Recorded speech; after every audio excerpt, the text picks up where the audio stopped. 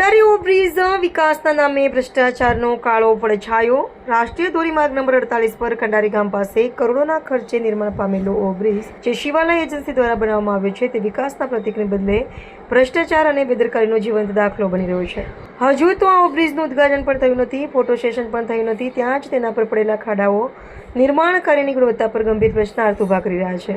ઉદ્ઘાટન પૂર્વે જ ભ્રષ્ટાચારના દર્શન। આધુનિક પેસ્ટ ટેકનોલોજીનો ઉપયોગ કરીને કેન્દ્રીય મંત્રી નીતિનભાઈ ગડકરીના વિઝન હેઠળ બનેલો આ ઓવરબ્રિજ તેના નિર્માણના 2 મહિના પૂરા થાય તે પહેલા જ ખાડાઓથી ભરાઈ ગયો છે। આ દ્રશ્યો સ્પષ્ટપણે દર્શાવે છે કે નિર્માણ કાર્યમાં કેટલી હલકી ગુણવત્તાનું મટીરીયલ વાપરવામાં આવ્યું છે। તાત્કાલિક ખાડા પૂરવાનો પ્રયાસ, ગુનો છુપાવવાની કોશિશ। જ્યારે ખાડાઓ મીડિયાની નજરે ચડ્યા ત્યારે શિવાલય એજન્સી દ્વારા પોતાની ભૂલ છુપાવવા માટે તાત્કાલિક ધોરણે ખાડા પૂરવાના પ્રયાસો કરવામાં આવ્યા, જે કેમેરામાં કેદ થયા।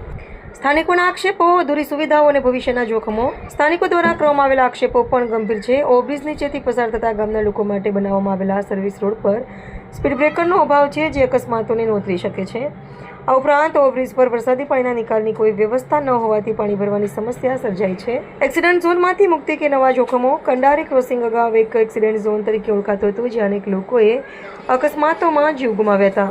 આ સમગ્ર મામલાની ઉચ્ચ સ્તરીય તપાસ થવી અનિવાર્ય છે। શિવાલય એજન્સી સામે કડક કાર્યવાહી થવી જોઈએ અને ભ્રષ્ટાચારમાં સંડોવાયેલા તમામ દોષીઓને કાયદાના કઠડામાં ઊભા રાખવા જોઈએ। જનતાના પૈસે બનતા આવા પ્રોજેક્ટ્સમાં પારદર્શિતા અને ગુણવત્તા જાળવવી એ સરકાર અને સંબંધિત એજન્સીઓની નૈતિક જવાબદારી છે। કંડારી ઓવરબ્રિજ એક ચેતવણીરૂપ ઉદાહરણ છે કે વિકાસના નામે થતી ગેરરીતિઓ સમાજ માટે કેટલી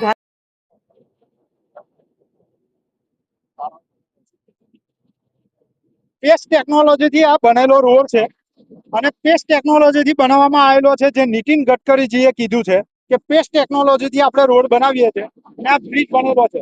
શિવાલય એજન્સી દ્વારા આ રોડને હજુ બને અને ચાલુ થયે 1 મહિનો નથી થયો। પહેલા જ વરસાદની અંદર ભ્રષ્ટાચારના ભૂવા રોડ પર દેખાય છે।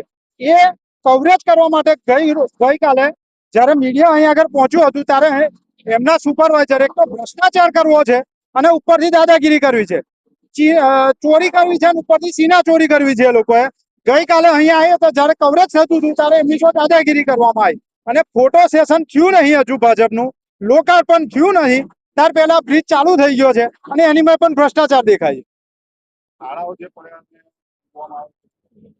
ગઈકાલે જે ખાડા પૂરવામાં આવ્યા તે પણ એવા ને એવા છે, હજુ કઈ પૂરાયા નથી। તમે મીડિયાના માધ્યમથી જોઈ શકશો કે કેવી પોઝિશનની અંદર છે, પાણી ભરાય છે। હજુ તો ચાલુ થયે 30 દિવસ નહીં ત્યાં પાણી ભરાઈ જાય છે બ્રિજ પર। તો આ કેવું કામ કરવામાં આવ્યું? અને શિવાલય એજન્સી જે છે એની અંદર જે ભાજપના હોદ્દેદારો છે એ પણ પાર્ટનરમાં હોય એવું લોક ચર્ચામાં જાણવા મળ્યું છે।